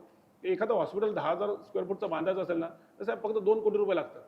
आणि आम्ही या ठिकाणी नगरपालिकेच्या माध्यमातून 20-20 लाखाचे किती प्युअर लॉक आणि किती गटाराची दुरुस्ती करतो हे आम्हाला माहिती. म्हणजे एका महिन्यामध्ये नगरपालिका गटार दुरुस्ती आणि प्युअर लॉक करण्याकरता 15 ते 20 कोटी रुपये खर्च करते. पण 2 कोटी रुपयाचं आपण त्या ठिकाणी रुग्णालय त्या ठिकाणी बांधू शकलेलं नाही. या ठिकाणी दुर्दैव आहे, आपल्याकडे जे रुग्णालय आहे, त्या रुग्णालय त्या ठिकाणी ग्रामीण रुग्णालय, मग त्याचं उपजिल्हा रुग्णालय, मग त्याचं जिल्हा रुग्णालय, अशा प्रकारे फक्त नामकरण करण्यात येतं. पण ते रुग्णालय त्या ठिकाणी सुविधा ज्या असायला पाहिजे त्या सुविधा दिसून येत नाहीत. आज हे मी बदलापूर शहराचा नागरिक म्हणून बदलापूरबद्दल बोलतोय. साहेब तुम्ही मुरबाड जर आदिवासी पट्ट्यात, कारण आपला जो मतदारसंघ आहे ना, तो माळशेज घाटापर्यंत आहे. मी या प्रत्येक आदिवासी वाड्यांद्वारे खेड्यापाड्यामध्ये फिरलेलो आहे. तिथे भयंकर परिस्थिती आहे. त्यांना पाण्याचा प्रश्न आहे, त्यांना विजेचा प्रश्न आहे, त्यांना रोडचा प्रश्न आहे आणि सर्वात म्हणजे शैक्षणिक आणि आरोग्य सुविधा. त्या ठिकाणी एखाद्या मुलाला जर साप किंवा विंचू चावला ना, तर त्याला तिथे उल्हासनगरपर्यंत आणायला लागतं. आधीमध्ये कुठेही सापाचं विंचवाचं औषध त्या ठिकाणी मिळत नाही आणि ती मुलं मृत्युमुखी पडतात. ही भयंकर परिस्थिती आहे. या सगळ्या गोष्टी व्हायला पाहिजे. या आमदारांनी या ठिकाणी या सगळ्या गोष्टी सुविधा देण्यामध्ये अपयशी ठरलेले आहेत आणि ते सत्य त्यांनी स्वीकारलं पाहिजे. त्यांच्या कार्यकर्त्यांनी आणि त्यांच्या नगरसेवकांनी स्वीकारलं पाहिजे आणि या गोष्टी आपण करूया. मी तर त्यांना सांगेन, आपण सगळे मिळून या ठिकाणी शैलेश वनेला आमदार करा. ह्या 5 वर्षात यातल्या मी जर सुधार नाही केला, बदल नाही केला, तर मलाही त्या ठिकाणी मदत करू नका. त्यामुळे निश्चित या सगळ्या गोष्टी आपल्याला करायच्या आहेत आणि त्या करण्याच्या भावनेतून आपण या ठिकाणी पुढे आलेलो आहे. मतदारांचा प्रतिसाद आहे साहेब, तरुणांचा प्रतिसाद आहे, सुशिक्षित प्रत्येक जण म्हणतो की शैलेश वटेल साहेब त्या ठिकाणी मला तिकीट मिळू शकलं नाही, याचंही दुःख अनेकांना आहे आणि ते दुःख वेगळं करतात. मी त्या ठिकाणी तिकीट मिळालं नाही, म्हटलं चला आपण अपक्ष लढायचं आहे. आम्ही आदिवासी त्या ह्याच्यावरती माळशेज घाटातल्या आदिवासी वस्तींवर गेलो. तिथे एक म्हाताराला वडनेरे साहेब तुम्हाला तुतारीचा मिळाला पाहिजे तो तिकीट. म्हटलं तिथपर्यंत पोहोचलाय विषय. आनंद आहे. लोकांना काय, सर्वसामान्य माणसाला निश्चितपणे आता समजायला लागलंय. सुजाण नागरिक सुजाणे, मतदार सुजाणे, तरुण पिढी आता या सगळ्या गोष्टी वेगळ्या दिशेने पाहते. बदल होणार आहे साहेब आणि तो इथून नाही, बदलापूर शहर नाही तर पार तिकडच्या माळशेज घरातल्या आदिवासी वस्तूपासून सुरुवात होईल आणि बदलापूर शहरापर्यंत प्रचंड मतदान या ठिकाणी होणार आहे. कारण विकासाची विजन घेऊन निघालंय. मी जातीपातीवर धर्मावर आधारित राजकारण खेळत नाही. मग तुम्ही म्हणाल ना पक्ष आहे ना, पक्षाला काही लोकांची घेणं देणं नाही. पक्षांची भूमिका आहे ना, कशा पण सत्तेत यायचं. मग त्यासाठी वेगळ्या धर्माच्या लोकांना वेगवेगळ्या गोष्टीमध्ये झुंजवायचं, कोंबडी झुंजवणं त्यांचा धंदा आहे. आणि मला वाटतं अपक्ष म्हणून मला आनंद आहे साहेब. खरंच मला कोणाचा प्रेशर नाही की तुम्ही असं केलं पाहिजे, तुम्ही तसं बोललं पाहिजे, तुम्ही ह्याला भेटलं पाहिजे. मी अतिशय स्वच्छंदपणे काम करतोय. मला आनंद आहे. प्रत्येक घटकाला मी भेटतोय आणि त्यांचे प्रश्न मी समजून घेतोय आणि ते प्रश्न सोडवण्याची धमक मी माझ्यात ठेवली आहे. त्यामुळे निश्चितपणे मला आनंद आहे. लोकांचा प्रतिसाद मिळून निश्चितपणे मी आमदार होईल, हीच भावना आहे माझी. खरंय. अजून एक विषय जाणवत होतो, म्हणजे बदलापूरच्या पुढे शेलू असेल, नेरळ असेल, कर्जत, इकडे मोठमोठी शैक्षणिक संस्था उभ्या राहिल्या. बदलापूरमध्ये याला स्कोप नव्हता का? म्हणजे इथे आपण करू शकलो नसतो का? नाही, निश्चित तुम्ही फार चांगला प्रश्न मला विचारताय. कारण एक आपल्या बदलापूर शहराला लागून, बदलापूर शहरापासून फार कर्जतपर्यंत इन्स्टिट्यूशनल झोन या ठिकाणी MMRDने त्यांच्या याच्यामध्ये प्लॅनिंगमध्ये ठेवलेला आहे. तर माझं एक त्या ठिकाणी निश्चितपणे एक स्वप्न होतं. मी आता सिव्हिल इंजिनिअरिंग ग्रॅज्युएशन मी आत्ता केलं. कारण मी डिप्लोमा झाल्यानंतर 94 डिप्लोमानंतर डिग्रीचं माझं स्वप्न त्यावेळेला आम्ही एक प्रोजेक्ट बनवला एज्युकेशन हबचा. तर हे इन्स्टिट्यूशनल झोनमध्ये एज्युकेशन हब व्हायला पाहिजे, की मुंबईमधल्या किंवा इतर अनेक ठिकाणी ज्या शैक्षणिक संस्था आहेत, ते वेगवेगळ्या ठिकाणी आहेत. त्यांच्या ॲडमिशनसाठी किंवा त्या ठिकाणी परत त्या शिक्षण घेताना विद्यार्थ्यांना अनेक अडचणींचा सामना करावा लागतो. तर एक शैक्षणिक हब ज्या ठिकाणी झाला पाहिजे आणि बदलापूर शहरापासून जो वांगणीचा वगैरे जो ग्रामीण भाग आहे ना, तो कर्जतपर्यंत फार मोठा इन्स्टिट्यूशन झोनचा तो एक पट्टा आहे. तर ते एक माझं स्वप्न आहे आणि त्या माध्यमातून एक शैक्षणिक हब झाला पाहिजे. त्यानंतर JNPT हायवे असल्यामुळे ते कनेक्टिव्हिटी देखील चांगली आहे. म्हणजे देशभरातून त्या ठिकाणी विद्यार्थी त्या ठिकाणी येऊ शकतात. त्यामुळे एक शैक्षणिक हबचं आमचं एक स्वप्न आहे. त्यातून फार मोठ्या प्रमाणात रोजगार मिळेल. त्यातून शिक्षणाच्या माध्यमातून त्या ठिकाणी मला वाटतं निश्चितपणे एक चांगल्या प्रकारचा रेव्हेन्यू देखील जनरेट सरकारला होऊ शकतो. आजूबाजूच्या ग्रामपंचायतींना किंवा नगरपालिकेला होऊ शकतो. त्यामुळे एक एज्युकेशन हबचं देखील माझं स्वप्न आणि ते देखील आम्ही तो प्रोजेक्ट त्यावेळेला केला आमच्या शेवटच्या वर्षी आणि त्याला आम्हाला प्रथम पारितोषिक त्याला मिळालं होतं कॉलेजच्या मार्फत. अच्छा. तर तो एक माझ्याकडे प्रोजेक्ट तयार आहे. तर एज्युकेशन हबचं देखील स्वप्न पाहिलंय. ते विद्यार्थ्यांचं स्वप्न आम्ही पूर्ण करण्याचा निश्चित माझा प्रयत्न राहील. बदलापुरामधल्या आरोग्य सुविधांबद्दल जसं तुम्ही म्हणालात की 2 कोटी रुपये लागतात एक रुग्णालय बांधायला, पण पालिका बांधू शकली नाही. का नाही बांधू शकली? याच्यामध्ये कोणाचे हितसंबंध जपले जातात म्हणून? नाही नाही अहो मी तुम्हाला सांगतो आपल्याकडे आश्चर्याची गोष्ट म्हणजे जी नगरपालिका जुनी आहे ना ते दुबे रुग्णालय दुबे नामक व्यक्तीला आता आपण जातीपातीवर धर्मावर बोलतो कोण परप्रांतीय आणि आता एक दुबे नामक व्यक्तीने ती जागा रुग्णालयासाठी दान केली होती आणि त्या ठिकाणी रुग्णालय छोट्याशा जागेत आणि उरलेल्या जागेमध्ये आपण नगरपालिका चालू होतो. त्याला आम्ही अनेकदा तो विषय उचलला होता. सुदैवाने आम्ही शिवसेनेत काम करत असताना आम्ही बरेचशी मंडळी त्या ठिकाणी पुढाकार घेऊन एक प्रशासकीय इमारत झाली, प्रशस्त इमारत झाली. त्यावेळेला नगराध्यक्ष विजयताई होत्या, मी स्टँडिंगला त्याला मेंबर होतो आणि माझा देखील प्रयत्न होता, इतरही नगरसेवक होते. तर सर्वांनी मिळून एक चांगली प्रशस्त इमारत त्या ठिकाणी आम्ही बांधली. आता ती रुग्णालयासाठी जागा मोकळी झालेली आहे. तर त्या ठिकाणी देखील माझी इच्छा आहे की त्या ठिकाणी एक चांगल्या प्रकारचं रुग्णालय व्हायला पाहिजे. बरेचसे जे प्रशासकीय अधिकारी आहेत ना हे म्हणजे त्यांची नकारात्मक भावना असते. आम्ही ज्या वेळेला या आरोग्य सुविधांवरती मी विषय उचलायचो ना, मला म्हणाले की शासनाच्या मार्फत अशी भूमिका आहे की सरकारने रुग्णालय चालू नये, ते सरकारचं काम नाही. म्हणजे हे देवेंद्र फडणवीस साहेबांच्या कालावधीमध्ये त्यांचं असं म्हणणं की फडणवीस साहेबांचं धोरण आहे की ही मेडिकल सुविधा देणे सरकारचं काम नाही. आता ते म्हणाले, आता फडणवीस साहेबांची काही माझी भेट झालेली नाही, पण त्यांचं असं म्हणणं होतं म्हणे आता नवीन डॉक्टर आपला अपॉइंट करता येत नाही वगैरे अशा अनेक गोष्टी आहेत. परंतु ह्या सगळ्या गोष्टी आहेत ना, ह्या सरकार या चाकोरीतनं बाजूला सरकायला पाहिजे. माझं निश्चितपणे भूमिका आहे की शिक्षण आणि आरोग्य हे शासनाने याच्याकडे प्राधान्य द्यायला पाहिजे आणि सरकारच्या माध्यमातून या सुविधा दिल्या गेल्या पाहिजे. जगभरामध्ये ज्या सर्वात सुखी देश आहेत ना, या देशांमध्ये शिक्षण व्यवस्था आणि आरोग्य व्यवस्था ही मोफत करण्यात आलेली आहे आणि हे प्रगत देश आहेत. बरोबर. आपण आपल्या देशात असं म्हणतो की अरे ह्यांना फुकटची सवय लावायची, फुकट काय द्यायचं हे आपल्याला समजलं पाहिजे. शिक्षण फुकट द्या, आरोग्याची सुविधा फुकट द्या, बाकी गोष्टी देऊ नका. तुम्ही धान्य देण्यापेक्षा त्याला सुशिक्षित केलं ना आणि त्याला आरोग्य सुविधा दिलीत ना, कारण गरीब माणूस असतो ना त्याच्या जीवनामध्ये ना तो कामाला जातो आणि ज्या वेळेला त्याची सुट्ट्या होतात ना त्यावेळेला त्याची एक तर आरोग्यासाठी खर्च होतो आणि त्याला रोजगार बुडतो आणि तो त्यावेळेला त्या कर्जाच्या विळख्यात सापडत असतो. त्यामुळे आरोग्य आणि शिक्षण द्या. आपण जे आता जाती व्यवस्थेमध्ये पाहतो किंवा रिझर्वेशन म्हणतो, ह्यापेक्षा शिक्षण आणि आरोग्य हे जर मोफत दिलं ना तर बऱ्यापैकी हे सामान्य माणसाचे प्रश्न सुटल्याशिवाय राहणार नाही. आणि बदलापूर शहरामध्ये निश्चित आता हे जे ग्रामीण रुग्णालय आता ते उपजिल्हा रुग्णालय त्याला म्हणतात, तिथे कोणत्याही सुविधा नाही. तर ह्या सगळ्या सुविधा देण्याचा आणि बदलापूरचं जे दुबे रुग्णालय आहे हे देखील अत्याधुनिक करण्याचं माझं स्वप्न आहे आणि ते निश्चितपणे ना मी त्याचा पाठपुरावा करून ते केल्याशिवाय मी गप्प बसणार नाही. हीच माझी भूमिका आहे या ठिकाणी. खरंय. बदलापूरला एक सुसंस्कृत शहर अशी ओळख आहे. म्हणजे विलेपार्ले, ठाणे, डोंबिवली नंतर बदलापूरचं नाव घेतलं जातं. इथला प्रेक्षक सुजाण आहे, इथे राहणारे नागरिक सुजाण आहेत. ही ओळख जपण्यासाठी आपलं काही विजन आहे का? पण निश्चितपणे साहेब बदलापूर शहरामध्ये म्हणजे आम्हाला आश्चर्य आहे. म्हणजे आपण गेल्या 3-4 वर्षापूर्वी फार सांस्कृतिक कार्यक्रम होत होते. आता या 3-4 वर्षात अजिबात कुठे कार्यक्रम होत नाही. कारण एक तर काय माहिती आहे का की या ठिकाणी त्यासाठी सुविधा नाही आहे. म्हणजे एखादं चांगल्या प्रकारचं नाट्यगृह त्या ठिकाणी व्हायला पाहिजे आणि त्या नाट्यगृहाच्या माध्यमातून अशा सांस्कृतिक कार्यक्रमाला त्या ठिकाणी लोकांना संधी आपण निर्माण केली पाहिजे. बदलापूर शहरामध्ये खाजगी हॉल आहेत, ते हॉलवाल्यांना काही घेणं देणं नसतं. ते प्रचंड पैसे घेतात आणि त्यांना आपण म्हणलं की हे सामाजिक कार्यासाठी मला पाहिजे, मला हे सांस्कृतिक कार्य आम्हाला एवढे पैसे द्या, ही भूमिका आहे. त्यामुळे बदलापूर शहरात एक नाट्यगृह व्हायला पाहिजे. एक चांगल्या प्रकारे सांस्कृतिक कार्यक्रमासाठी आपण एक वास्तू उभी केली पाहिजे. मराठा भवन असो, ओबीसी भवन असो किंवा या सर्व बहुजनांसाठी असो किंवा इतर सर्व जणांसाठी जे बऱ्याचदा आपण अशा घोषणा आपण ऐकत असतो. आम्ही देखील अशा घोषणा केलेल्या आहेत. पण ही भवन जरी त्याला नाव ते असलं तरी ते सर्वच समाजाचे सर्व घटक वापरत असतात. अशा माध्यमातून का होईना अशी भवन उभी राहिली पाहिजे. आणि मी आता बाळामामा खासदार झाले राष्ट्रवादीच्या माध्यमातून, तर मी अशा प्रकारचे काही बऱ्याचशा वास्तूचा या ठिकाणी आम्ही ठिकाणी परवानगी घेतलेल्या आहेत, मंजुऱ्या घेतलेल्या आहेत. ते देखील मी पुढे सांगेन माझ्या वचननाम्यामध्ये तर निश्चितपणे बदलापूर शहराकरता एक सुसज्ज नाट्यगृह व्हायला पाहिजे आणि लोकांची सांस्कृतिक भूक भागवण्याकरता आणि या सांस्कृतिक या माध्यमातून एक खऱ्या अर्थाने मुलांवरती संस्कार होत असतात. अनेक थोरा मोठ्यांचे त्या ठिकाणी व्याख्यानाच्या माध्यमातून युवा पिढीला तरुणांना त्याने मार्गदर्शन मिळत असतं. ते एक कामं झाली पाहिजे. एक सुसज्ज नाट्यगृह बांधण्याचं माझं स्वप्न आहे, ते देखील मी पूर्ण करीन. खरंय.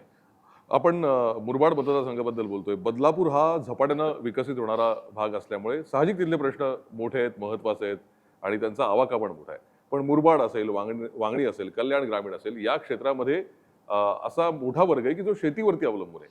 त्यांच्याकरता आपलं काही विजन आहे? नाही ना, निश्चितपणे ना, मी बदलापूर शहराकरता आम्ही ऍक्च्युली आत्ताच मी म्हटलं ना तुम्हाला, खासदारांच्या माध्यमातून शेतकऱ्यांसाठी एक बाजारपेठ म्हणून आम्ही बदलापूर शहरामध्ये एक ते देखील मंजूर केलेलं आहे. तर खासदार होऊन 2 महिने झाले नाही तरी बऱ्याचशा गोष्टी मी या ठिकाणी आणल्या आहेत. त्या ठिकाणी मराठा भवन, ओबीसी भवन, त्यानंतर शेतकऱ्यांसाठी बाजारपेठ हे उभारण्याचा आमचा कल्पना आहे आणि ते बरीचशी प्रक्रिया झालेली आहे. हे जे विद्यमान आमदार आहेत ना, हे केवळ एखादं पत्र दिलं आणि त्यातून ते लेटर समजा काढलं संबंधित स्थानिक स्वराज्य संस्थांना, त्यानंतर उद्घाटन करायची, अशा प्रकारची परिस्थिती. आम्ही तसं केलं नाही. आम्ही त्या ठिकाणी मंजुरी आणली आहे, ते विशिष्ट स्टेजवरती आहे. निश्चितपणे आमदार मी होणार आहे आणि या ठिकाणी शेतकऱ्यांसाठी देखील आपण काम करणार आहे. शेतकऱ्यांचे खूप प्रश्न आहेत साहेब. त्यांना पाण्याचा प्रश्न आहे, त्यांना खताची रेशनिंग चालू आहे.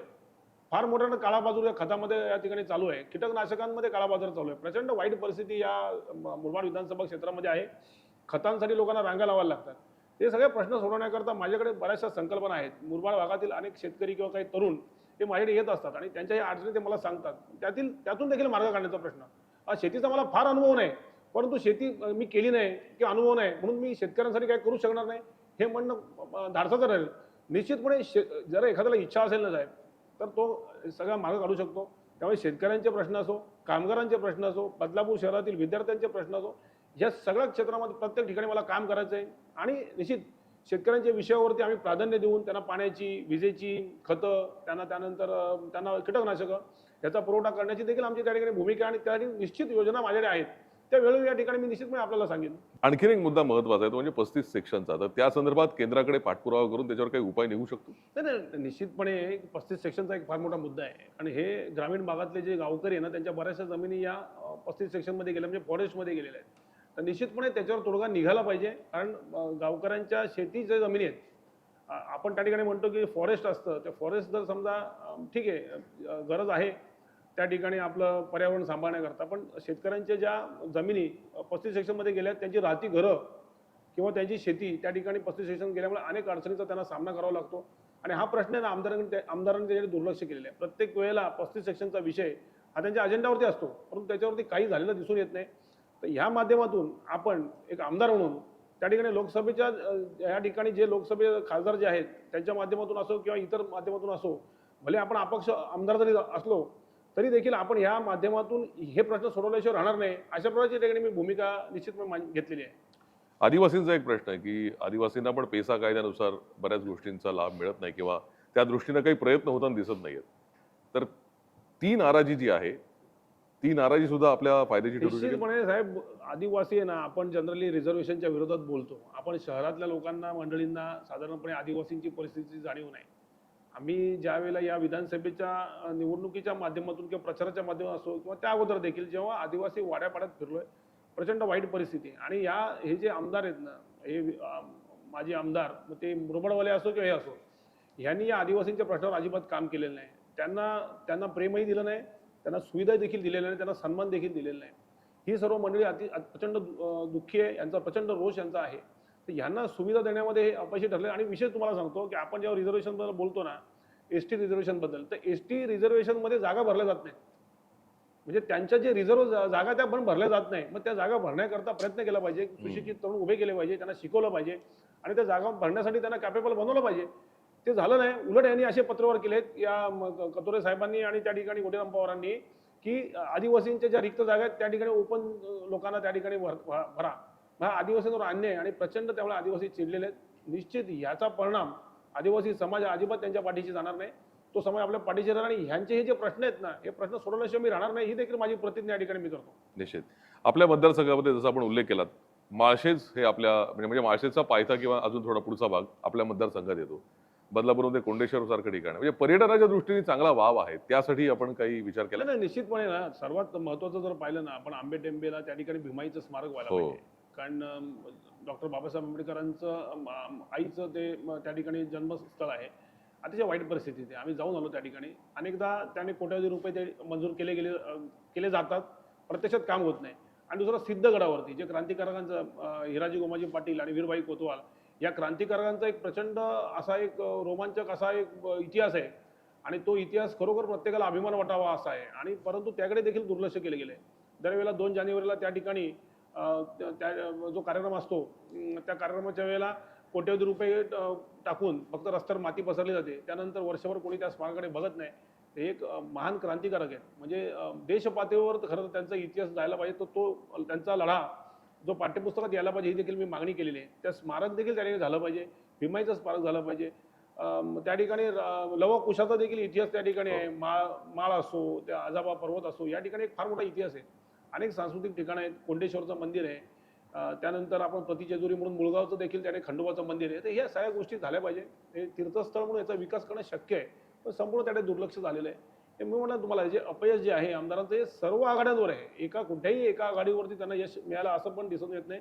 त्यामुळे जे सांस्कृतिक शहर म्हणून त्याची ओळख जपणं, धार्मिक त्या ठिकाणी धर्मस्थळ म्हणून त्या ठिकाणी विकास करणं, या सगळ्या योजना आहेत. ते त्या ठिकाणी माळशेज घाटात काहीतरी काचेचा पूल बांधणार म्हणून आमदार खासदारांमध्ये कलगीतुरा रंगला होता. त्याला काही अर्थ नाही. आणि ते देखील स्वप्नच राहिलं. त्याचंही काही झालेलं नाही. आता तिकडे त्या मलंगडावरती त्या ठिकाणी हे टाकले तर त्याचाच फक्त गवगवा केला जातो. पण त्याचा त्यांच्या मतदारसंघात पण नाही आहे. म्हणजे जी कामं केली आपण ती कामं देखील आपल्या मतदारसंघात नाहीत. आणि त्यापेक्षा मोठं आश्चर्य आहे, मध्यंतरी आमदारांनी एक स्टेटमेंट केलं होतं की माझा मुरबाड विधानसभा क्षेत्र जो आहे संपूर्ण विकसित झालेला आहे आणि माझा फोन आता मी दुसऱ्या क्षेत्रात वळवणार. हे आश्चर्यकारक अशा प्रकारचं स्टेटमेंट ते करतायत. अतिशय वाईट प्रकारचं विधान आहे. अशा प्रकारचं विधान करणं हे त्यांना शोभणारं नाही. खऱ्या अर्थाने आपल्या समस्या ज्या आहेत ना हे लोकांशी म्हणजे चेष्टा केल्यासारखं आहे मतदारांशी, की आपल्या विधानसभा क्षेत्रातल्या सुविधा आपल्याला देता येत नाही, समस्या आपल्याला सोडवता येत नाही. आपण निकरकट्टपणे असं म्हणतो की माझा विधानसभा क्षेत्र संपूर्णपणे विकसित झालंय आणि माझा फोन आता मी दुसऱ्या ठिकाणी वळवणार. याला अर्थ आहे काय? अशा प्रकारच्या आमदाराला पुन्हा निवडून देणं मला वाटत नाही जनता त्यांना स्वीकारेल. त्यांचे मला वाटतं आता बाजूला होण्याची वेळ आली आहे, रिटायरमेंटची वेळ आली आहे. निश्चित जे प्रश्न आपण मांडलेत ना ते सगळे प्रश्न सोडवण्याकरता मुरबाड विधानसभेचं नेतृत्व शैलेश वडनेरे करणार, याबद्दल अजिबात मला शंका नाही. खरंय. आपण खूप भरभरून बोलताय कारण एकूणच आपला अभ्यास या सगळ्यात दिसतोय. जेव्हा लोकसभेच्या निवडणुका होत्या त्यावेळेला आपण अक्षरशः हा सगळा भाग पिंजून काढलाय आणि त्यामुळे प्रत्येक वाडी वस्तीशी आपण जोडले गेले हे आपल्या बोलण्यातनं जाणवत आहे. मात्र जे मूलभूत प्रश्न बदलापूरकरांचे आहेत ज्याच्याकडे तुम्ही सुरुवातीपासून पाहताय नगरपालिकेपासून, तर त्यामध्ये पाण्याचा प्रश्न आणि विजेचा प्रश्न आहे. या दोन गोष्टींसाठी काही वेगळं विजन तुम्ही ठेवता? निश्चितपणे बदलापूर शहरामध्ये ना बरेच डॅम आहेत, परंतु त्या डॅमचा योग्य प्रकारे वापर होत नाही. आता भोजचा डॅम आहे, तुम्हाला आश्चर्य सांगेन त्या ठिकाणी त्या भोज डॅमवरून पाणी लाईन टाकण्याकरता पाईपलाईन येऊन पडले होते. ते पाईपलाईन ठेकेदार परत उचलून घेऊन गेला. बरं. म्हणजे हे अशा प्रकारे ज्या योजना चांगल्या योजना असतात की तिथून पाणीपुरवठा बदलापूर शहराला करण्याकरता पाईपलाईन येऊन पडली होती, त्याचा पुढे काय झालं ते पाईपलाईन तो कॉन्ट्रॅक्टर परत उचलून घेऊन गेला. म्हणजे हे अशा प्रकारे योजना ज्या आहेत त्या योजना राबवल्या जात नाही. त्याच्यामध्ये अपयश या माझ्या आमदारांना येतच आहे. बदलापूर शहरामध्ये ना ज्या म्हणून मुलामध्ये ना जो पुराचा प्रश्न आहे ना त्या पुराचा प्रश्न पण सुटेल आणि पाण्याचा प्रश्न सुटेल अशा प्रकारच्या काही योजना आहेत. त्या ठिकाणी चिंचोली म्हणून आहे, त्या ठिकाणी एक डॅम मंजूर आहे. त्या ठिकाणी केळीचं पान म्हणून जे आहे आपल्या शिरगावपासून वरती त्या ठिकाणी देखील एक डॅम करणं शक्य आहे. आमचे आदरणीय आंबोडे दादा नेहमी आम्हाला सांगायचे की त्या ठिकाणी 2 ठिकाणी डॅम झाले तर डॅम बांधले तर बदलापूर शहरात जो पाण्याचा लोंढा येतो तो कमी होईल आणि त्यामुळे पाण्याचा प्रश्न पण सुटेल आणि पुराचा प्रश्न देखील सुटेल. ही एक भूमिका आहे. त्या व्यतिरिक्त एक बदलापूर शहरामध्ये जे नाले आहेत ना नाले अरुंद करण्यात आले. म्हणजे या काही बिल्डर बरोबर संगनमत करून विद्यमान आमदारांनी त्यांना वाटेल तशा मंजुरी देण्यामध्ये सहकार्य केलेले आहे आणि छोटे नाले झाल्यामुळे या बदलापूर शहरात पुराचा प्रश्न भेडसावतोय आणि बिल्डर लोकांना कळत नाही की आपण सुरुवातीला नाले अरुंद करतो आणि मग पूररेषा येते आणि मग आपल्याच जागा त्यामध्ये पूररेषेत जातात. तर हे सगळं एक दुष्टचक्र आहे. तर अनेक बिल्डर मंडळींनी जे ठिकाणी नाले अरुंद केलेले आहेत तर त्या नाल्यांचा श्वास मोकळा करण्याकरता मध्यंतरी आम्ही आंदोलन केलं होतं. आम्ही त्यावेळेला लोकसभेच्या काळातच आम्ही त्या ठिकाणी ठिय्या आंदोलन करणार होतो. पोलिसांनी आम्हाला त्यावेळेला विनंती केली की आता निवडणूक काय करू नका. तो प्रश्न तो प्रलंबित राहिला. आमचे काही मंडळी देशमुख साहेब म्हणून आहेत ते त्या ठिकाणी नाना देशमुख ते त्याचा पाठपुरावा करतात. निश्चित एखादा प्रामाणिक माणूस काम करत असेल तर निश्चित त्याच्या पाठीशी राहणं माझी भूमिका असते. तर ते नाल्यांचं रुंदीकरण व्हायला पाहिजे. त्यानंतर हे जर 2 डॅम झाले ना, चिंचोलीचा डॅम आणि केळीचा पानमोतीचा डॅम, तर हे पुराचा प्रश्न देखील सुटेल. त्या ठिकाणी बदलापूर शहराला पाणी मिळेल आणि बदलापूर शहरात तुम्हाला सांगतो की जो या ठिकाणी बॅरेज धरण आहे, त्या बॅरेज धरणावरून अर्ध पाणी अंबरनाथला जातं आणि अर्ध पाणी बदलापूरला मिळतं. आणि बदलापूर शहराचं एक फार मोठं, शहरातील नागरिकांचा एक फार मोठा गैरसमज आहे की बारवी डॅमचं पाणी बदलापूर शहराला मिळतं. बारवी डॅमचं एक थेंब पण पाणी बदलापूरला येत नाही. ते फक्त एमआयडीसीच्या माध्यमातून येतो. त्यामध्ये देखील फार मोठा घोटाळा आहे. एमआयडीसी पाणी पुरवठा या ठिकाणी एमजेपीला न करता, एमजेपी कमी दराने पाणी देते, एमआयडीसी 10 पट दराने त्या ठिकाणी पाणी पुरवठा डायरेक्ट संकुलांना करत असते. आणि त्यांची मंजुरी घेण्याकरता 1-1, 2-2 कोटी रुपये लागत असतात. आता हे बदलापूरचा जो रिंग रोडचा रस्ता आहे ना, त्या भागामध्ये कोणत्याही एमजेपी पाणी पुरवठा करणार नाही असं त्या ठिकाणी त्यांनी सांगितलेलं आहे. मग त्या ठिकाणी एमआयडीसीची पाणी लाईन घ्यावी लागते. 1 ते 2-2 कोटी रुपये केवळ मंजुरीला, आणि पाण्याचा दर देखील 10 पट आहे. म्हणजे पैसे कमवणं ही भूमिका आहे. आमदारांना या गोष्टी दिसल्या नाही का? ह्या सगळ्या गोष्टी आम्ही त्यावेळेला मागणी केली होती की हे जे एमआयडीसीने, कारण बारवी धरण हे एमआयडीसीचे, एमआयडीसीने एमजेपीला पाणी द्यावं आणि एमजेपीने कमी दरात लोकांना पाणी पुरवठा करावा. पण त्या ठिकाणी भूमिका अशी आहे की पैसे कमवणं हा एमआयडीसीचा धोरण आहे. आमदारांनी त्याकडे लक्ष दिलेलं नाही आहे. एमआयडीसीच्या धरणाच्या अनेक बाधित त्याने शेतकरी आहेत, ज्यांचा त्यांना प्रकल्पग्रस्त आहेत, त्यांना देखील न्याय मिळालेला नाही. अशा अनेक गोष्टी आहेत. आपण बोलावं तितकं कमी या मुरबाड विधानसभेबद्दल. तर पाण्याचा प्रश्न सोडवायचा झाला तर हे 2 डॅम जर आपण बांधले ना, तर पुराचा प्रश्न देखील सुटेल, पाण्याचा प्रश्न देखील सुटेल. बारवी डॅमचं पाणी देखील बदलापूरकरांना एमजेपीच्या मार्फत डायरेक्टली मिळालं पाहिजे. ते एमआयडीसीने पुरवता कामा नये, कारण त्याचा दर अधिक आहे. त्यामुळे लोकांना आज त्या ठिकाणी पाण्याचा दर द्यावा लागतो. अधिक प्रमाणात बिल्डर लोकांना अधिक पैसे द्यावे लागतात न जोडणी करता, आणि मग ते पैसे ते लोक जनतेकडनं वसूल करतात. त्याच्या अनेक समस्या आहेत. कुठल्या सर्व माध्यमातून बदलापूरकरांना नाडण्याचं काम या ठिकाणी आमदारांनी केलेलं आहे. आणि कोणत्याही प्रश्नावरती, मूलभूत प्रश्नावर त्यांनी कामच केलेलं नाही, किंवा त्यांची काही लॉबी असेल किंवा त्याच्या मागे त्यांचा काहीतरी हेतू असेल, तर तो सगळे हेतू बाजूला ठेवून या ठिकाणी मी काम करीन. आणि सगळी जी लॉबी आहे, सगळे नेक्सस आहे, हे तोडायला पाहिजे. आणि त्याकरता शैलेश वडणे या ठिकाणी आमदार होण्याची गरज आहे.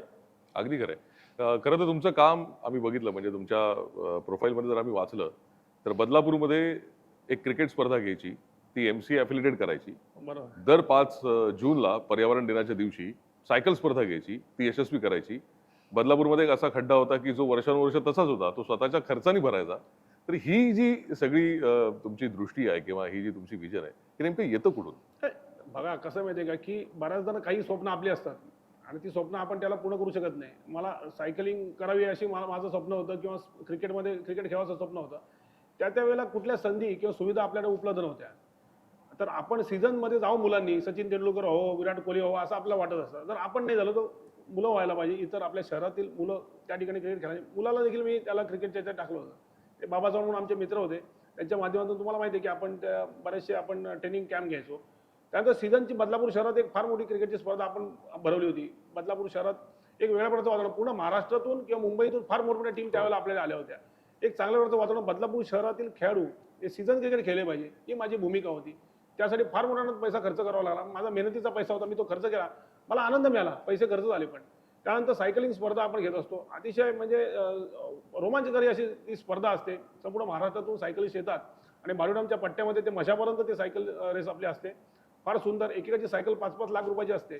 आणि बऱ्याचदा तुम्हाला सांगितलं अनुभव आहे की 5 लाखाची सायकल चालवणारा माणूस आणि जी आपली रेग्युलर दूधवाला चालवतो ना, ती सायकल चालवणारे काही मुलं अशी आहेत साताऱ्याची की त्या गेअरच्या सायकलपेक्षा ती सायकल जोरात अधिक वेगाने पळवतात. आपल्या डोळ्यात पाणी उभं राहतं की कोणत्या प्रकारचे खेळाडू या आपल्या देशामध्ये आहेत, आपल्या राज्यामध्ये आहेत. आणि त्यांना आपण जेव्हा संधी देतो ना, तर खूप आनंद मिळतो. या दोन्ही स्पर्धेच्या माध्यमातून मला खूप आनंद आणि समाधान मिळालं. निश्चित अशा प्रकारे क्रीडापटू निर्माण झाले पाहिजे, म्हणून त्या क्रीडा संकुलावर माझं विशेष प्रेम आहे. त्या ठिकाणी आता तुम्हाला एक आश्चर्याची गोष्ट आहे, बदलापूरला एक क्रीडा संकुल होतं, आपलं माहीत असेल, कार्मेल शाळेच्या इथे. ते कोसळलेलं आहे. आणि ज्यावेळेला बांधलं ना, ते आमच्या एका बिल्डर मित्रांनीच बांधलेलं आहे.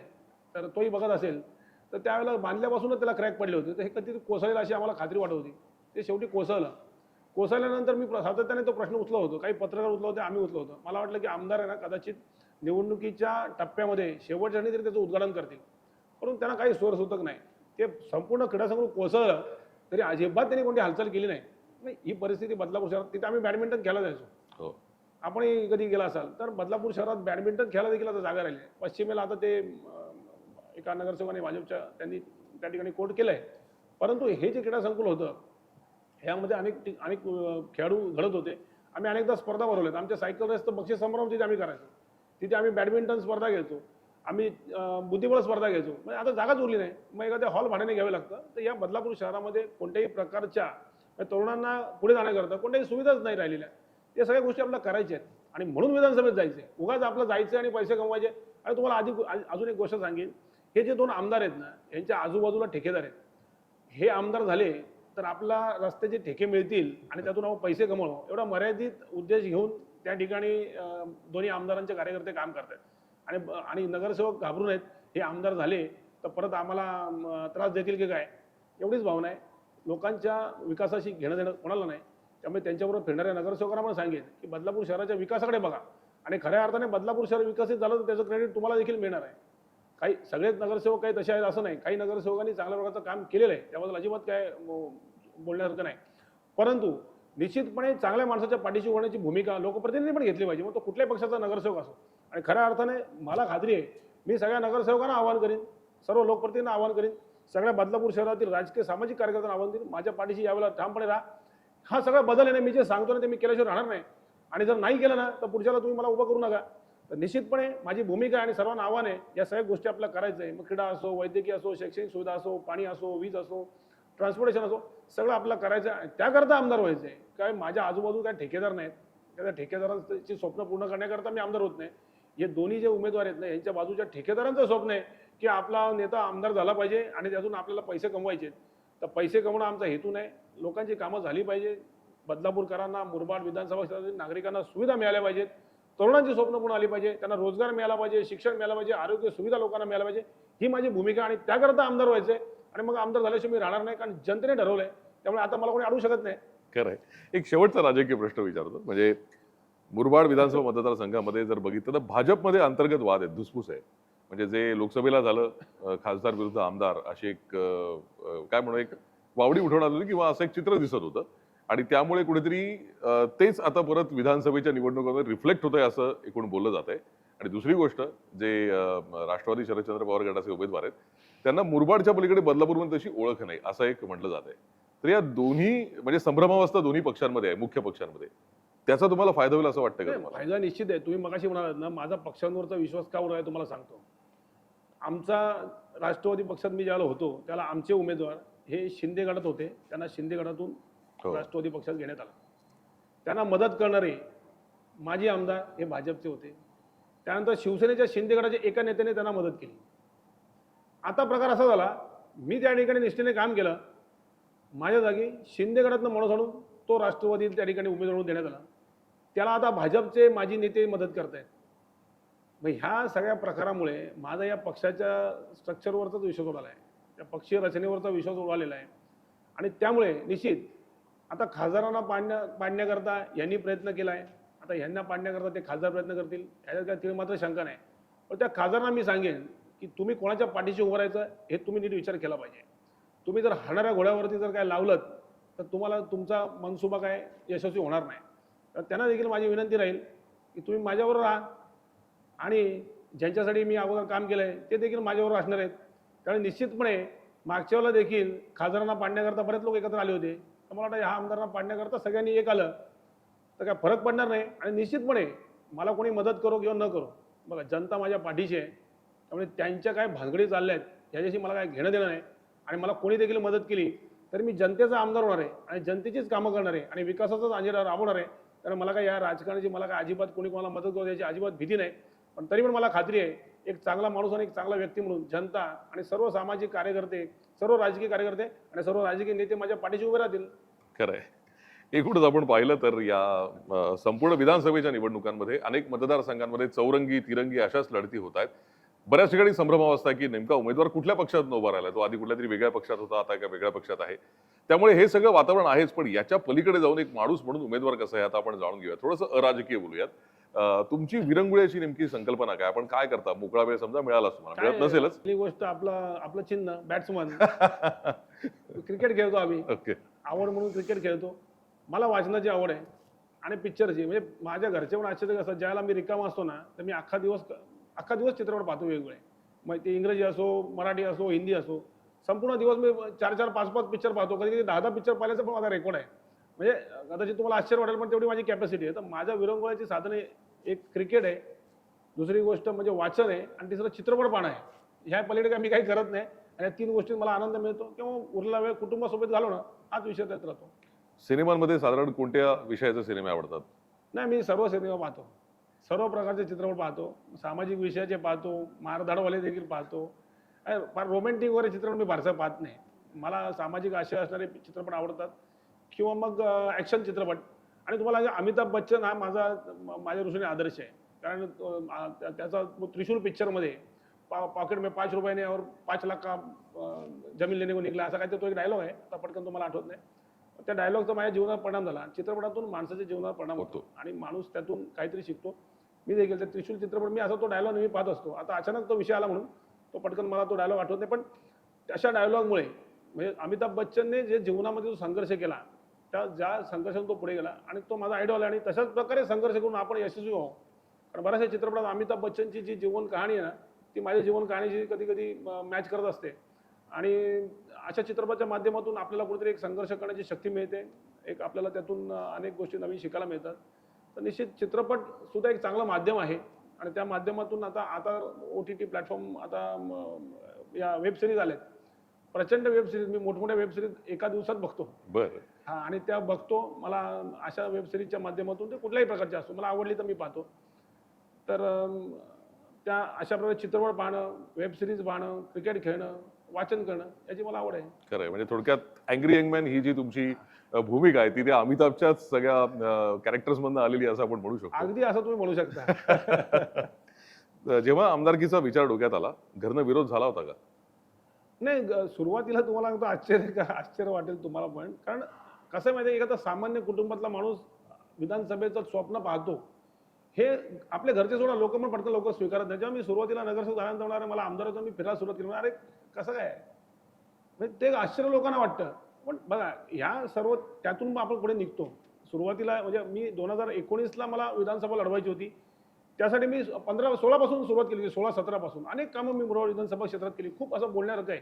मुरबाडमध्ये केली, बदलापूरमध्ये करत होतो. त्यावेळेला सुरुवातीला लोकांना अरे आमदार वगैरे कसं शक्य आहे, कारण एक समाज असतो ना, सामाजिक स्ट्रक्चर असतं की जेव्हा एखाद्याचा समाज कमी असतो त्यावेळेला तो आमदार होऊ शकणार नाही, अशा प्रकारची भूमिका असते. पण मला निश्चित असं वाटत होतं की ह्याच्यातून बाहेर पडून काहीतरी वेगळं आपण केलं तर निश्चित आपण आमदार होऊ. काम करत राहिलो. घरच्यांनाही सुरुवातीला असं वाटत होतं कसं काय शक्य आहे, की कारण आमदार वगैरे ही फार मोठी गोष्ट आहे वगैरे असं. पण हळूहळू जसं काम करायला लागलो आणि लोक भेटत राहिली. आणि आता मधल्या काळात खरं तर हे नाही, तिकीट माझं कट झाल्यानंतर माझी आमदारकीची ठाम भूमिका झाली घरच्यांची पण. अच्छा. घरचे म्हणाले हा माणूस दिवसरात्र एवढी मेहनत करतोय, लोकसभेला हा राष्ट्रवादीसाठी दिवसरात्र करत होता. 4-4 वाजेपर्यंत आम्ही याला उशीर व्हायचा, कधी लोकांची बोलणे तेवढा वेळ जायचा, लोकांना पटवणं, कन्व्हिन्स करणं, या सगळ्या गोष्टी. आणि ह्या माणसाचं तिकीट कट झालं तर घरच्यांनी पण मला पाठिंबा दिला. घरचे म्हणाले आता लढ म्हणे, काय होईल ते होईल. ओके. आणि ती भूमिका त्यांनी घेतली, चांगला पाठिंबा दिला. आता घरचे देखील पेटून उठलेत खरं सांगायचं तर. आणि घरचे जेव्हा पाठिंबा चांगला देतात त्यावेळेला निश्चितपणे यश निश्चित झालेलं असतं. त्या घरच्यांचा तर पाठिंबा मिळाला. सुरुवातीच्या काळामध्ये थोडंसं त्यांना वाटत होतं की हे शक्य आहे का, पण जेव्हा लोक बाहेरून येऊन सांगतात की शैलेश वडनेरच आमदार होणार आहे, तेव्हा घरच्यांचा देखील एक विश्वास दृढ झाला. त्यांचा देखील माझ्यावरती तो विश्वास आहे, माझ्या क्षमतांबद्दल विश्वास आहे. आणि एक चांगल्या हेतूने मी काम करतोय ना, संपूर्ण कुटुंब माझ्या पाठीशी उभं राहिलेलं आहे. आणि मी तुम्हाला एक सांगेन, आपला समाज छोटा आहे ना, तुमचा असो आमचा असो, तर त्यावेळेला आपण जेव्हा असा विचार करतो तेव्हा बदलापूर शहर किंवा मुरबाड विधानसभा मतदारसंघ हाच आपला समाज आहे आणि हेच आपलं कुटुंब आहे, मी मानतो. आणि मी ती खुणगाट मनाशी बांधली आहे. म्हणून मी सांगितलं की आता मला ना एक 15 दिवस उरलेत, हे 15 दिवस साथ द्या, पुढची 15 वर्ष मी तुम्हाला साथ देईन. ही भूमिका या ठिकाणी मी प्रत्येक नागरिकाला आणि प्रत्येक मतदाराला सांगतोय. म्हणून बदलापूर असो, मुरबाड विधानसभा क्षेत्र असो, हे माझे समाज आणि हे माझं कुटुंब आहे आणि या कुटुंबासाठी मी शेवटपर्यंत काम करेन, हीच माझी भावना आहे. नक्कीच. मला असं वाटतं की तुम्हाला अतिशय समर्पक असं चिन्ह मिळालेलं आहे. सो तुमचा जो बॅट्समन आहे तो तुफान विक्रम रचो आणि तुम्हाला मतांचं मताधिक्य मिळो अशी मी आशा व्यक्त करतो. तुम्हाला शुभेच्छा देतो. आज वेळ काढलात, आमच्याशी बोललात, त्याबद्दल आपले मनपूर्वक आभार. धन्यवाद. आणि यानंतर या विशेष मुलाखतीमध्ये इथेच थांबतोय. लवकरच भेटूयात नवीन उमेदवारासह. नमस्कार.